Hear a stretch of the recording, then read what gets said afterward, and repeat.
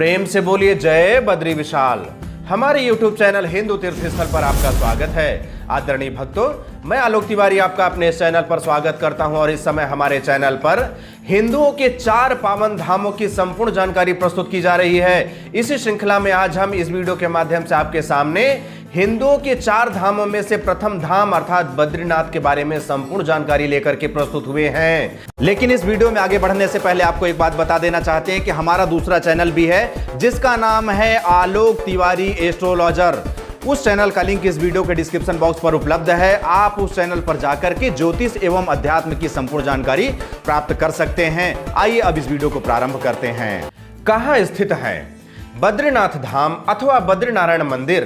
भूमंडल में दक्षिण एशिया स्थित भारतवर्ष के उत्तराखंड राज्य के चमोली जिले के जोशीमठ तहसील के अंतर्गत अलकनंदा नदी के तट पर हिमालय पर्वत की गोद में समुद्र तल से 3133 मीटर की ऊंचाई पर स्थित प्रसिद्ध प्राचीन हिंदू तीर्थ स्थल है। इस स्थान पर भगवान विष्णु की अत्यंत भव्य मंदिर स्थापित है। यह मंदिर हिंदुओं के आराध्य देव विष्णु जी को समर्पित मंदिर है। आगे बढ़ने से पहले आपको एक बात बता देना चाहते हैं कि बद्रीनाथ मंदिर हिंदुओं के पावन 4 धामों के अलावा पंच बद्री एवं उत्तराखंड के 4 धामों की यात्रा में भी सम्मिलित है।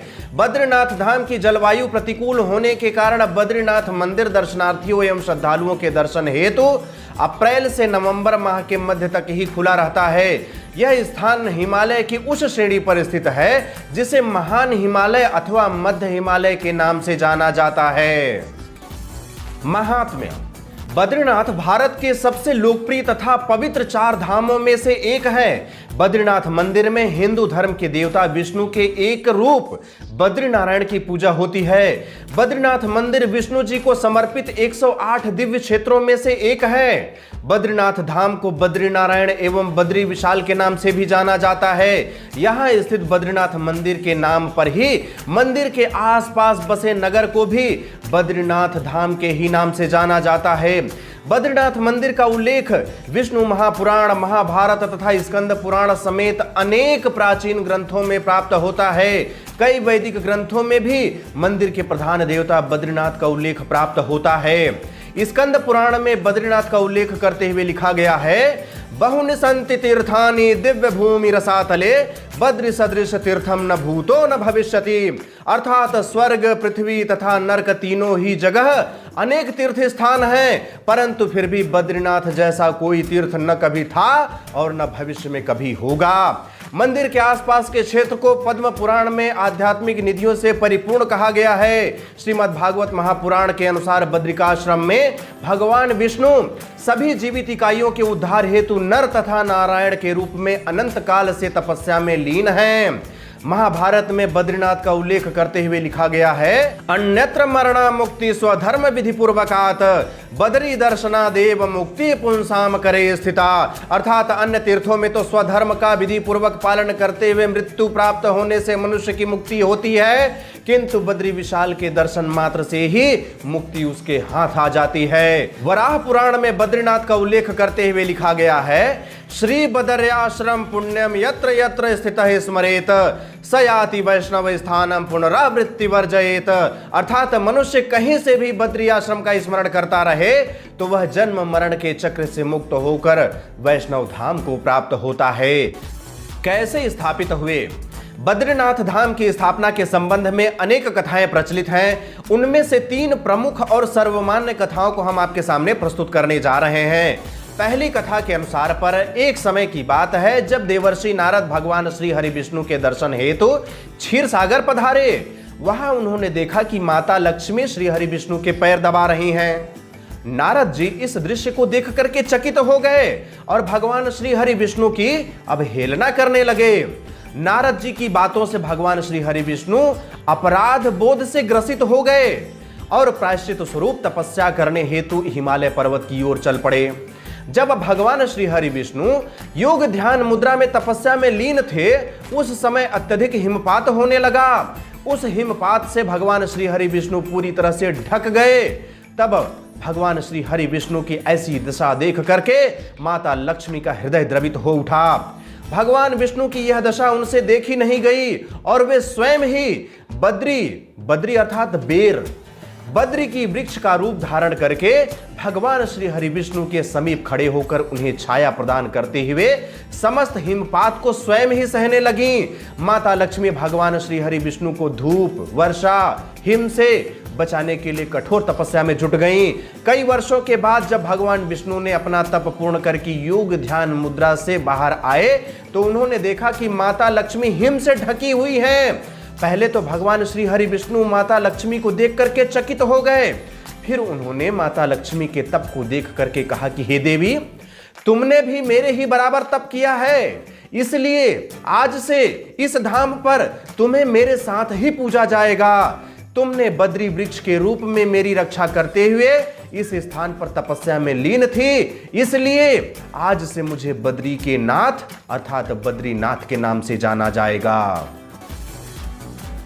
दूसरी कथा के अनुसार पर किसी समय बद्रीनाथ तथा इसके आसपास का संपूर्ण क्षेत्र शिव भूमि अर्थात केदार खंड के रूप में जाना जाता था। ऐसी मान्यता है कि एक बार भगवान श्री हरि विष्णु अपने ध्यान योग हेतु उचित स्थान खोज रहे थे। स्थान की तलाश करते करते हिमालय पर्वत पर अलकनंदा नदी के निकट शिव भूमि तक पहुंच गए। वहां उन्हें सर्व सुविधा युक्त एक छोटा सा घर दिखाई दिया। घर के अंदर प्रवेश करने पर यह ज्ञात हुआ कि वह स्थान भगवान शिव का निवास था। भगवान श्री हरि विष्णु को यह शिव भूमि पसंद आ गई और वे इसी स्थान पर ध्यान योग करना चाहते थे, लेकिन भगवान शिव का यह निवास स्थान आसानी से प्राप्त होने वाला नहीं था। ऐसी स्थिति में भगवान श्री हरि विष्णु अपनी छल रूपी माया रचना प्रारंभ कर दिए। भगवान श्री हरि विष्णु एक नन्हे बालक का रूप धारण करके भगवान शिव के घर के सामने बैठकर रुदन करने लगे। नन्हे बालक स्वरूप भगवान श्री हरि विष्णु का रुदन सुनकर के माता पार्वती का हृदय द्रवित हो उठा। माता पार्वती बच्चे को चुप कराने के लिए उसके पास जाना चाहती थीं, लेकिन भगवान शिव माता पार्वती को रोकते हुए बोले कि हे देवी, इस बच्चे के निकट मत जाना। पार्वती ने कहा, आप कितने क्रूर हैं, कितने निर्दयी हैं, कैसी नासमझी वाली बातें कर रहे हैं। भगवान शिव माता पार्वती को समझाते हुए बोले कि हे देवी, यह बच्चा कोई साधारण बच्चा नहीं है। यहां आसपास दूर दूर तक कहीं कोई बस्ती नहीं है जहां से यह बच्चा इस स्थान तक पहुंच सके। लेकिन माता पार्वती का मातृत्व जाग उठा था। माता पार्वती भगवान शिव से बोली कि मुझे इससे कोई फर्क नहीं पड़ता है, मैं एक स्त्री हूं और स्त्री होने के नाते मेरे अंदर भी मातृत्व की भावना है। मेरे अंदर की मां इस बच्चे को इस तरह से रोते हुए नहीं देख सकती है। ऐसा कह करके माता पार्वती बच्चे के पास जाकर उसे मनाने का प्रयास करने लगी, लेकिन उस बच्चे का रुदन बंद नहीं हुआ। तब माता पार्वती उस बच्चे को लेकर घर के अंदर आ गईं। वह नन्हा बालक माता पार्वती की गोद में बड़े आराम से लेटे हुए भगवान शिव को देख करके प्रसन्न हो रहा था। भगवान शिव इसका परिणाम तो जानते थे, लेकिन माता पार्वती की ममता के आगे विवश हो गए और उन्होंने सोचा जो होगा देखा जाएगा। माता पार्वती ने बच्चे को खिला पिलाकर चुप किया और घर पर छोड़कर भगवान शिव के साथ तप्त कुंड में स्नान के लिए चली गईं। स्नान के उपरांत जब शिव पार्वती घर लौटे तो घर का दरवाजा अंदर से बंद था। माता पार्वती आश्चर्यचकित थीं कि आखिर दरवाजा किसने बंद किया, अंदर तो एक छोटा बालक है। भगवान शिव बोले, देवी, मैंने कहा था ना कि इस बच्चे को मत उठाओ। तुम इस बच्चे को घर के अंदर लाई और अब उसने घर के अंदर से दरवाजा बंद कर लिया है। माता पार्वती ने कहा, अब क्या करें। शिव जी भी दुविधा में थे। उनके सामने दो विकल्प थे।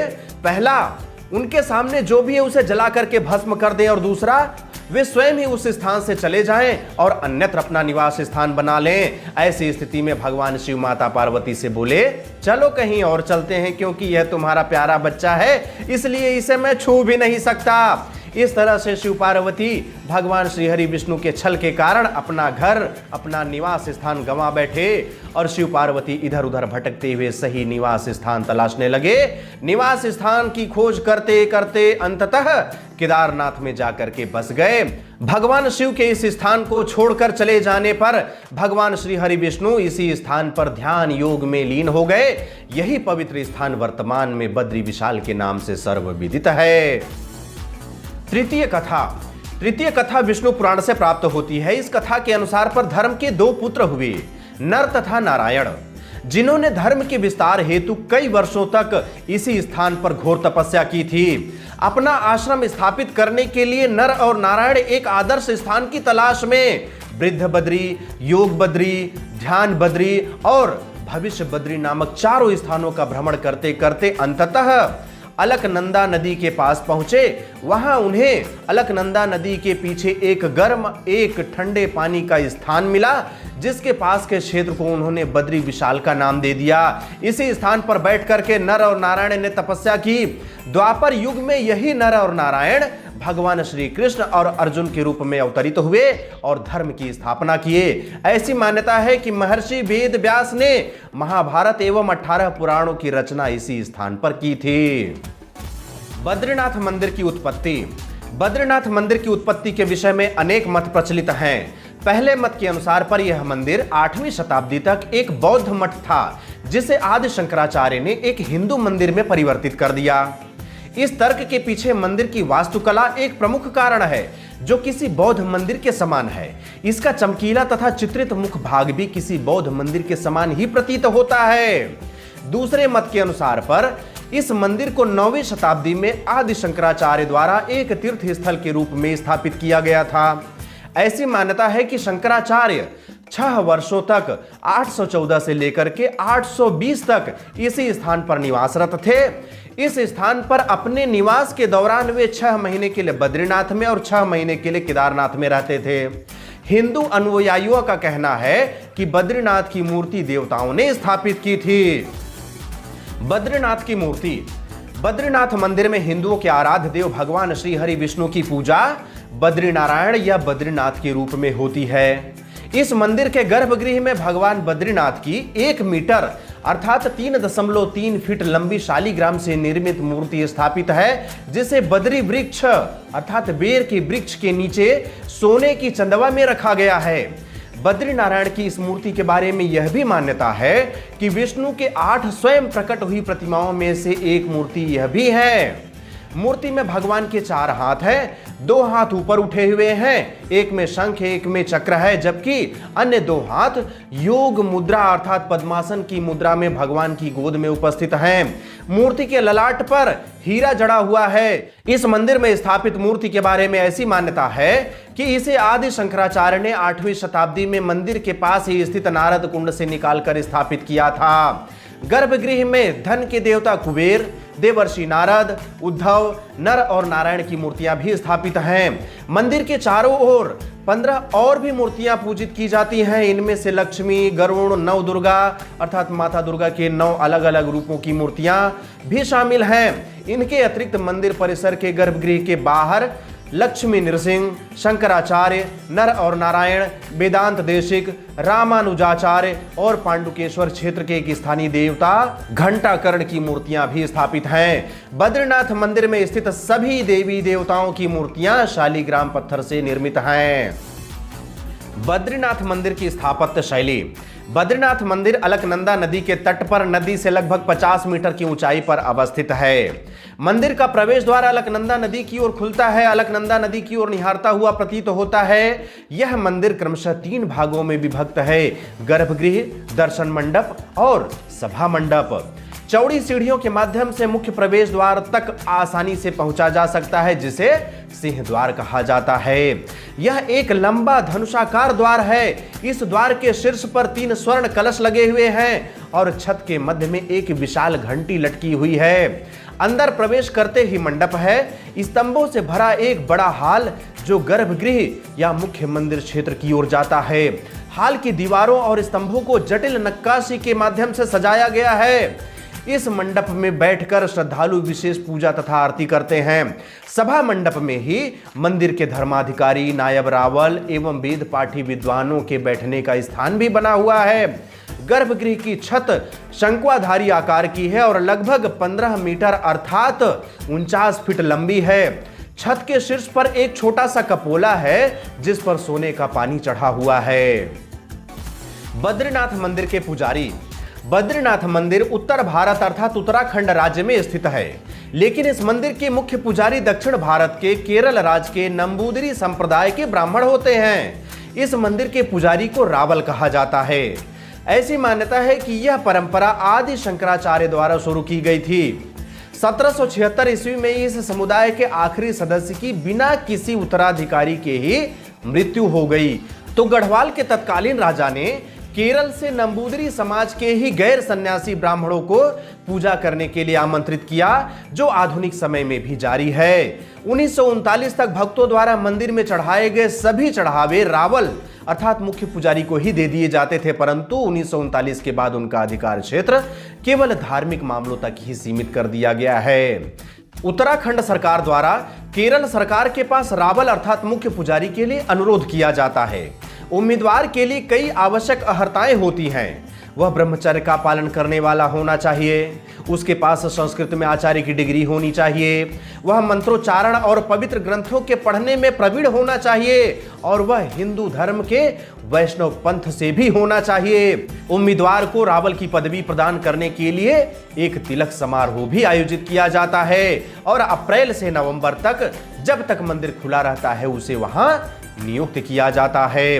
रावल को गढ़वाल राइफल्स, उत्तराखंड और उत्तर प्रदेश राज्य सरकारों द्वारा सबसे पवित्र की उपाधि प्रदान की जाती है। उन्हें नेपाल के राजघराने में भी काफी उच्च सम्मान प्राप्त होता है। अप्रैल से नवंबर तक रावल मंदिर के पुजारी के रूप में अपने कर्तव्यों का पालन करते हैं। मंदिर बंद होने पर रावल जी या तो अपने गृह ग्राम लौट जाते हैं अथवा जोशी मठ में निवास करते हुए भगवान की सेवा करते हैं।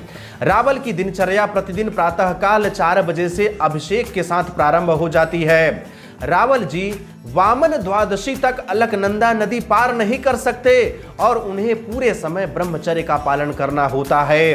रावल की सहायता के लिए ग्राम दीमर से संबंधित गढ़वाली दीमरी पंडित, नायब रावल, धर्माधिकारी, वेद पाठी, पुजारियों का समूह, पंडा समाधनी, भंडारी, रसोइये, भजन गायक, देवाश्रम का एक लिपिक, जल भरिया अर्थात जल आपूर्ति करने वाला और मंदिर के चौकीदारों की तैनाती की जाती है।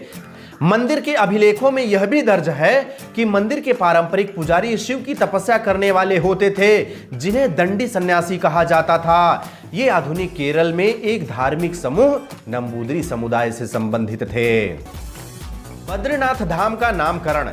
हिमालय की गोद में स्थित बद्रीनाथ क्षेत्र भिन्न भिन्न कालों में अलग अलग नामों से प्रचलित रहा है। स्कंद पुराण में बद्री क्षेत्र को मुक्तिप्रदा के नाम से उल्लेखित किया गया है, जिससे यह स्पष्ट होता है कि सतयुग में यही इस क्षेत्र का नाम था।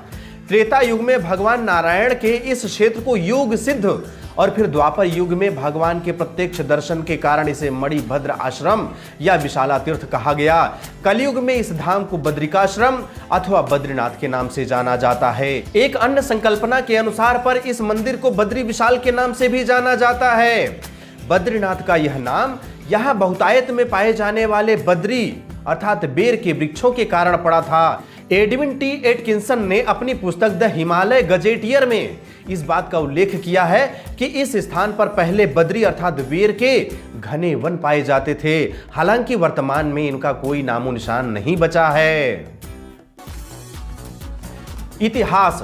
बद्रीनाथ धाम की उत्पत्ति स्पष्ट रूप से ज्ञात नहीं है, परंतु आदि शंकराचार्य द्वारा स्थापित हिंदू धर्म के अद्वैत संप्रदाय ने इनकी उत्पत्ति का श्रेय शंकराचार्य को ही दिया है। ऐसी मान्यता है कि शंकराचार्य ने परमार शासक राजा कनकपाल की सहायता से इस क्षेत्र से सभी बौद्धों को निष्कासित कर दिया था।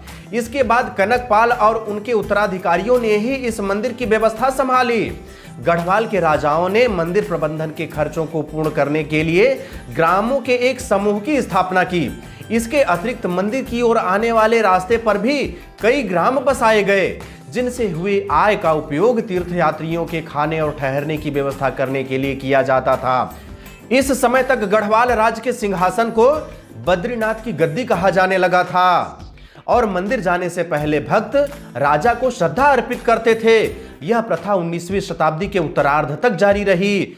16वीं शताब्दी में गढ़वाल के तत्कालीन राजा ने बद्रीनाथ मूर्ति को गुफा से लाकर वर्तमान मंदिर में स्थापित किया।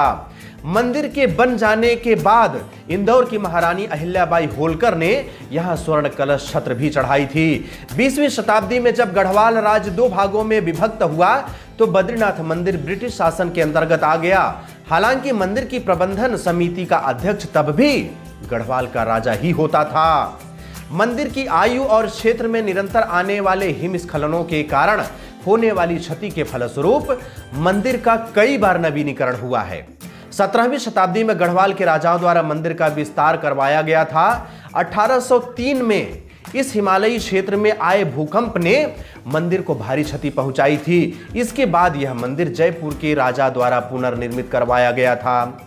निर्माण कार्य 1870 के दशक के अंत तक चला था। यह मंदिर प्रथम विश्व युद्ध तक बनकर पूरी तरह से तैयार हो चुका था। इस समय तक मंदिर के आसपास एक छोटा सा नगर भी बसने लगा था, जिसमें मंदिर के कर्मचारियों के आवास के रूप में 20 झोपड़ियां थीं। तब तीर्थयात्रियों की संख्या आमतौर पर 7 से 10 हजार के मध्य हुआ करती थी। प्रत्येक 12 वर्षों में हरिद्वार में लगने वाले कुंभ मेले के समय तीर्थयात्रियों की संख्या 50,000 तक बढ़ जाती थी। दर्शन एवं पूजन का समय तथा क्रम।